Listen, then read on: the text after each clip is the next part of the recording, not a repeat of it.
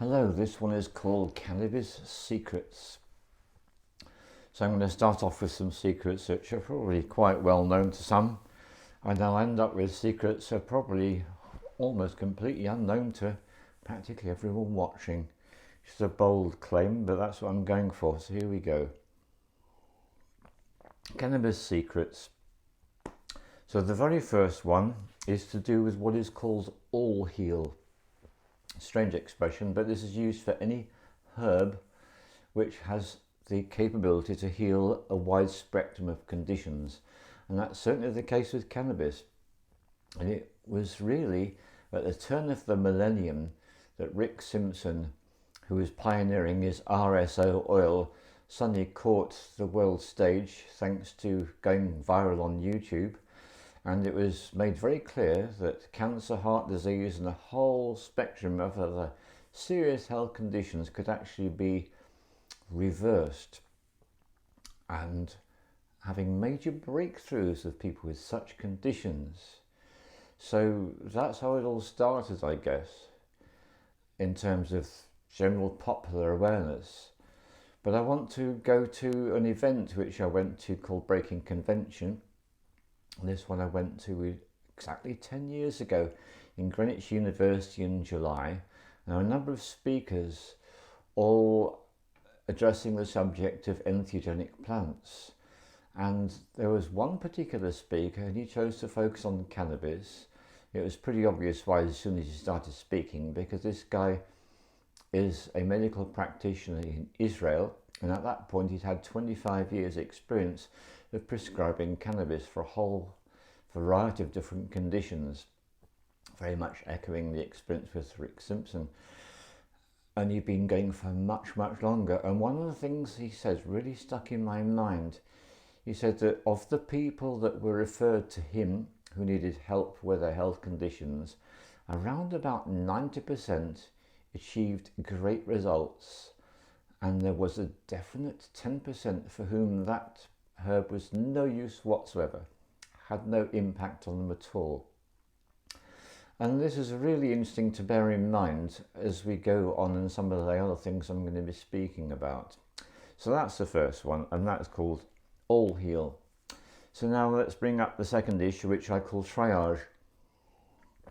If you ever go to a minor injuries unit or an accident and emergency unit of a hospital with something that's got to be dealt with straight away, what happens is that the staff, the nursing staff, will, after the administration has been done, you'll see a member of the nursing staff, and what they will do, they will triage you.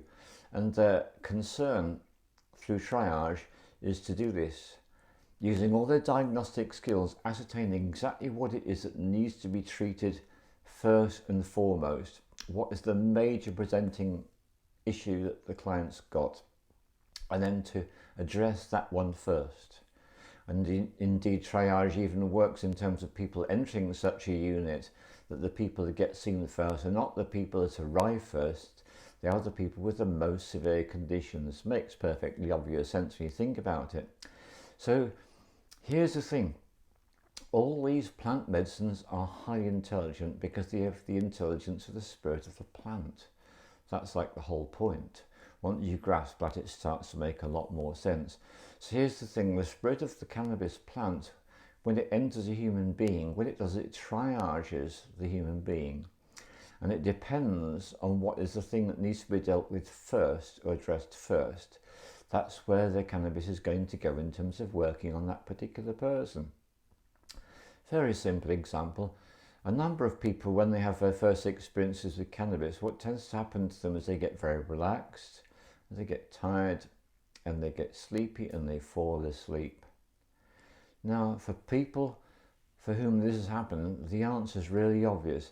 These are people that are so busy, and there's so much doing, and there's so little rest in that person's life, that actually the most important thing that human needs to do is to stop, to rest, to relax, to use that famous expression, chill out. So in really extreme cases, this is what happens. Like I remember having someone come to visit me quite some time ago, and they were having quite a number of considerable issues, and when they received their medicine, they chatted for about 20 minutes and then that was it. And they were out for the rest of the afternoon, the evening, and we didn't even see any sign of them until the following morning, because that person had such a great need to rest. Another one that's quite classic that happens to some people is they suddenly see the funny side of everything and they're laughing and they're joking, because actually what's been missing in their life is humour. So you begin to see the way it goes, can't you? Whatever the person needs most is what tends to be presented. Now there's a much more controversial subject. There are people that suffer from a particular kind of psychosis which is activated when they consume cannabis. Now in a situation like this, what's actually going on is that the mental discomfort, the mental dis-ease, the mental disability that has always been there is suddenly presented to that person in terms of some kind of a psychotic episode. So what the plant is doing there is revealing what has been concealed from that person's consciousness. Out of the three examples I'm giving, this is the most confrontational and challenging, there's no doubt about it, but nonetheless the plant is still doing the best it can to let the person know it's your mental health you need to be addressing. And indeed often what happens to people with cannabis psychosis, as it's labelled, it's really human psychosis, they actually have to stop their daily lives and they have to go to a treatment centre and actually give primary attention to their mental health condition. And that may well mean a stay in a treatment centre. It's perfectly possible. Right, so that's that side of things. Now what have I got for my next label down here? Oh yes, Satta. This is not a word that's generally understood in the West. It's actually a very specific term that comes from Jamaica. Now the people in Jamaica have a very significant relationship with the cannabis spirit.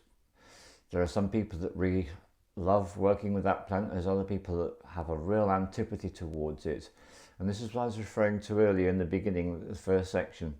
It really does not suit some people, this medicine. It's just not appropriate. That particular plant and that particular person, they just don't work. But in the case I'm talking about now, which is Satta, the Jamaicans who work with cannabis are the ones who've taken this to a really fine art, but people are starting to become aware of it worldwide, which is that what you can do if you take in some cannabis and get into a relaxed state, and if the plant determines that there is no urgent need for healing for the situation of being too stressed and tense, for example, a person spending too much time in the past and the future, just the plant bring him into now. If these urgent things are not there which are demanding attention, if the person's in a pretty good state already, it means that you can go further working with this particular plant. So what would then happen to the person is they would then start to receive information. So I call this silent knowledge, and the Jamaicans call it Satta. So it's getting into a state which is a meditative state, very calm, very peaceful, good awareness on the breath, calm, peaceful. In such a condition, the person's consciousness is open for what we call the expansion properties of the plant. So the plant can work very effectively to expand the person's awareness, and this is when new information from the bigger picture can literally enter the person's consciousness and they can have the sense of really grasping useful insights. Now, I went through a considerable period of my life in one particular relationship I was in. The woman I was with, she liked to only consume the cannabis once every 2 to 3 weeks. She consumed what I always thought was an incredibly large amount, but this is the way she operated. And after she consumed the cannabis, she then went into a relaxed state in silence, first of all. And that's why I call it silent knowledge, because it's the knowledge that comes out of silence. When the busy monkey mind becomes more quiescent and quiet and peaceful, it's so much easier for the silent knowledge to arrive. So that is something that some people have in considerable experience of.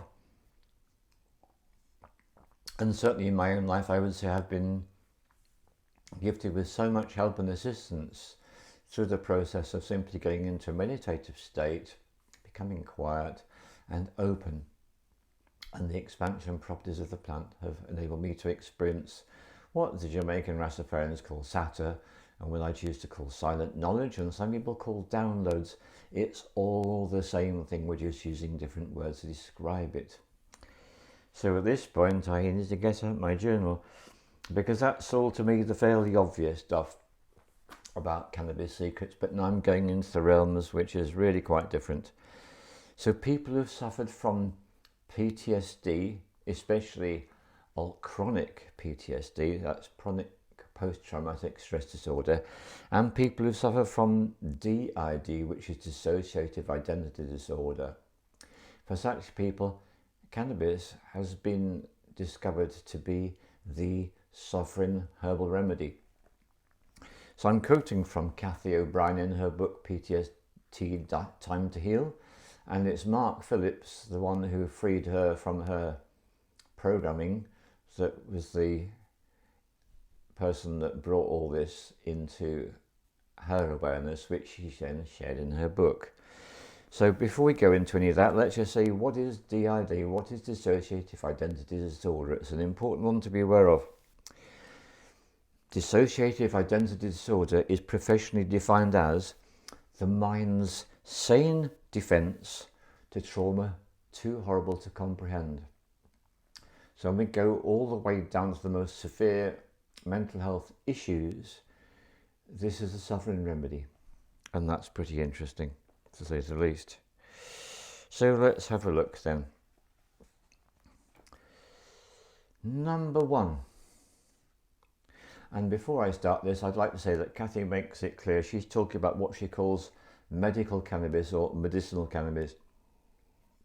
In other words, cannabis which has not been adulterated with toxins, which of course is done by some organised crime syndicates. So we're assuming a reputable source, and people who have been growing this plant have done everything the way you would expect them to do with respect to the plant and respect to the consumer. So we've got no toxins involved in this. It's simply the plant at its best. So cannabis is forbidden where mind control of the population is the intention. It disrupts point and shoot military programming. It brings you to the peaceful eternal now. And it's a safe way to practice what she speaks about in her ebook, which is the writing out of memory, which is a way to heal from PTSD and DID. Pretty strong stuff, this.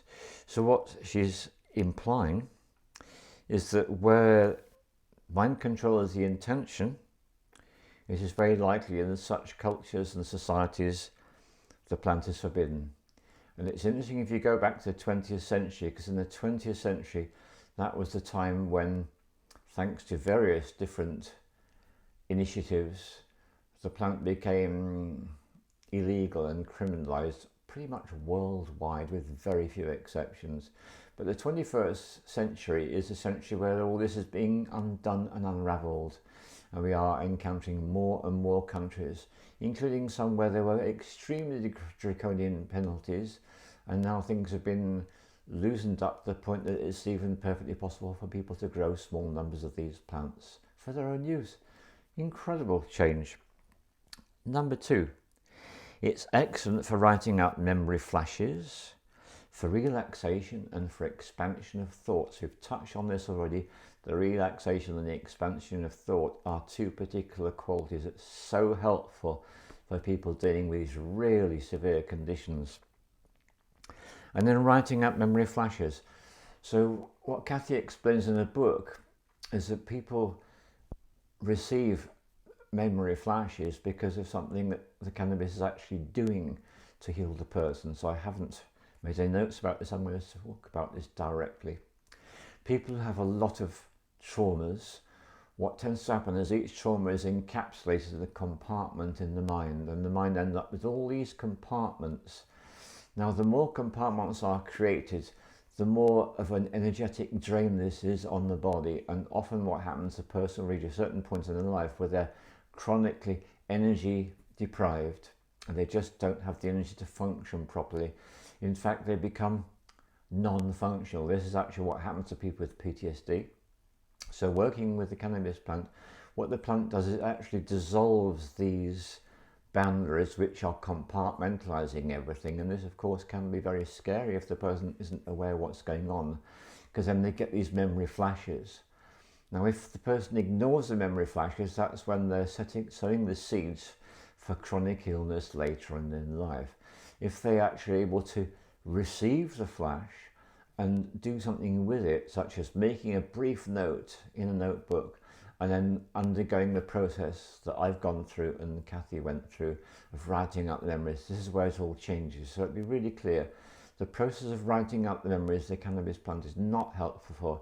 It's helpful for grasping the memory flashes of just notes of a few words, and it's grateful for engendering a peaceful, harmonious state which the person needs to be in when they're not writing up the memories. Because I can say from personal experiences, writing out the memories is a pretty tough thing to do. So when you're not writing out the memories, it's essential to have some peace. So very useful for that. That is point one. Point two. Now this seems like a repetition, but I'm going with Kathy on this one. Excellent for writing up memory flashes, for relaxation and expansion of thought. And I now realise I read out the first two all in one go. But it's worth repetition because it's helpful to take that on board. Number three, let's go into this. Mind expansion. Mind expansion creates the following. It creates free thought, a healthy appetite. It engenders in the aware person the need to hydrate. Hydration being very important for our DNA to be activated. Restful sleep. And finally, it inspires well-being through a deep sense of well-being. Let's unpack a little bit of this. Free thought is incredibly important for us because this is how we are literally able to break free of these old programs that have been running us for most or maybe almost all of our lives. That's such a wonderful thing to be able to do. Healthy appetite means that especially for persons going through a tough time, going through trauma, or going through the writing out of the traumas, one of the things that can happen is you can find it difficult to connect with appetite. It's difficult to eat. It's really not easy. The cannabis plant brings the awareness of the need to eat, and it's got a colloquial term, it's called the munchies. That's why people get the munchies with cannabis, is because the plant is triaging human needs more nutrients. Hydration is this feeling I get about I must drink water. I've programmed myself in a really positive way over many years. I drink a lot of water, and that is partly due to the benefit of the cannabis plant, because all these plant medicines, cannabis, ayahuasca, whichever one you want to talk about, they all have one effect on the body. They dehydrate the body to such an extent that the person realizes, oh my goodness me, I'd better start drinking some more. It's paradoxical, isn't it? These plants actually dehydrate us to the point where we need to actually take action and drink. Very important. Restful sleep. Now it appears that one of the things that happens to people when they've been through a lot of trauma, people who've been through experiences what can be called torture, which is never for the elicitation of information, it's actually for conditioning the person into being in a very docile, easily led state. Restful sleep is the antidote to so many problematical things about the human experience. When we sleep well, when we sleep enough, when we sleep restfully, it's a sovereign healing in its own right. And I've made a film about why we sleep a long time ago in my back catalogue. If I can remember to find it, I'll put it out for you. But the last one, inspires well-being through a deep sense of well-being. So because the effect of the plant causes a person to become more relaxed, this increases the sense of well-being. And that makes us feel obviously so good, and that inspires us to seek more of that state. So it's all about spending less time in a completely freaked out, traumatized, anxious state, which so many people have experienced for so many years of their lives, to let that one go and to actually be in this state of well-being and appreciation. And this is not something that Kathy mentions, but it's something I would mention. Working with the cannabis plant increases a sense of appreciation, and the Rastafarians are the best exemplars of that. They have a phrase like, "Nati, give thanks and praise every minute, every hour on the hour," which is his way of saying continual gratitude. That's one of the other results of working with this plant in a creative manner. And here's the next one.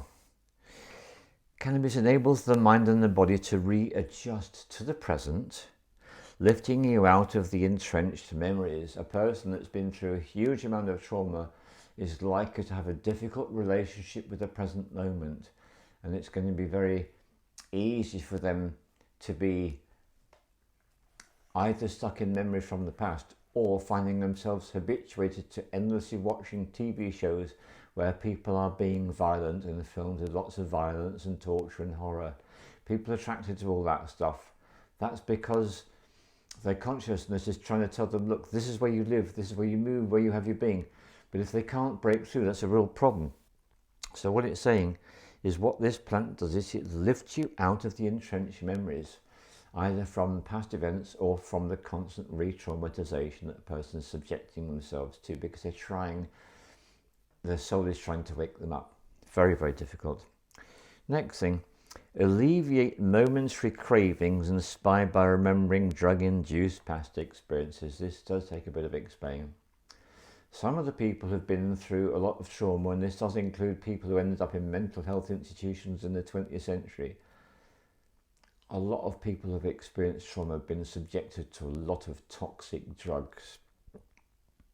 So what we're saying is that this plant alleviates momentary cravings of those drugs, which are inspired by remembering drug-induced past experiences. So it's very unfortunate, but a 20th century inmate, long-term, in a mental health institution, almost certainly drugged, and that's actually caused them so many more problems. So that can be broken through. The desire to re-drug the person's self can be broken through this plant.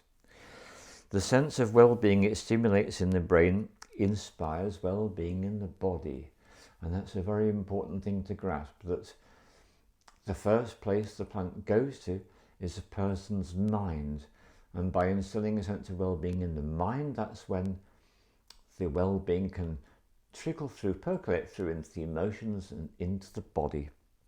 So the sense of well-being it stimulates in the brain inspires well-being in the body. And coming towards the end now, my next one, point 5, cannabis powerfully helps to regulate adrenal response. Now, unfortunately, a lot of people who suffer from PTSD and DID spend so much of their time in a state where they are freaked out, and it's very easy for them to be triggered by what might seem like a really mild stimulus. For some people, being too cold for more than 1 hour can do this. For other people, going into an environment which is too crowded, or where there are bright lights, or whether there are lots of sounds, especially the beep, beep, beep in the supermarket checkouts is a classic example. All these things can throw the person with these mental health conditions into a total mess. They can get into a total panic state. In other words, their whole bodies frequently become flooded with adrenaline whenever they're triggered. Maybe even a conversation with the person is enough to trigger them into a total meltdown situation where they become non-functional. It's a nightmare for such people. So what the plant does is it powerfully helps to regulate this adrenal response of fight, flight, freeze or whatever, calming the person where they're now more capable of practical action, and it diminishes or eliminates any sense of overreaction. And speaking from personal experience, I can say that absolutely true. If I've been triggered in certain circumstances, my classic response used to be to overreact to an extreme extent. Awful for the people around me, awful for me. So that's a big one. Point number 6. Cannabis helps alleviate appetite if it is suppressed due to programming or working with the memory. So the old conditioning that's been done to such people, and actually working through the memories through the writing out process, as Kathy recommends. So there's a lot there. There's a lot of secrets which I've shared with you. And I give my thanks to the spirit of that plant, the great intelligence which is present. And as a shamanic practitioner, I do know that this plant is one of many spirits which chose to come to planet Earth to help those who are struggling at this time. And at the beginning of 2020, there was something that happened which caused people all over the world who had not previously experienced any particular traumas to experience the traumas of isolation and a whole bunch of other things too. So this why that Kathy does put in her book, PTSD, it's common. It's not a rare condition that is only experienced by war veterans. It is a common condition. So what a wonderfully helpful plant. I prefer that term rather than useful, because useful implies it's just there to be used, and I like to look at this as being an intelligence that chose to come to the earth to help those of us who needed the help. So this brings me to my last point, which is how I almost began.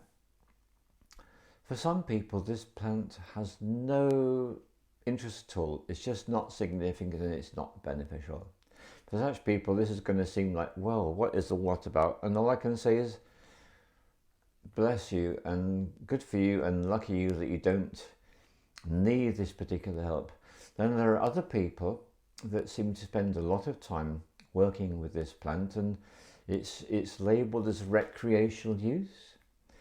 And you get a small number of those people who become what I would call fanatics.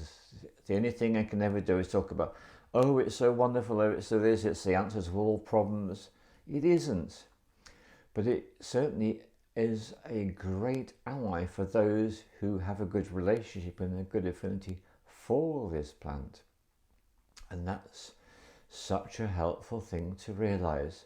So my advice, my recommendation to you is, if you come across someone that's just ranting on about cannabis, oh, it's so this, oh, it's so that, so it's the answer to everyone's problems, smile. Don't necessarily feel you have to agree with them, but realise that that is their truth, that's their experience, and the plant had such a profound effect on them that they became a bit of a proselytizer, feeling the need to talk to anyone and everyone. And that really is a validation about the power and the value of this plant, because to inspire that degree of loyalty shows that we're talking about a sovereign herbal remedy. So that really is a shamanic plant. Thank you very much. All the love to you.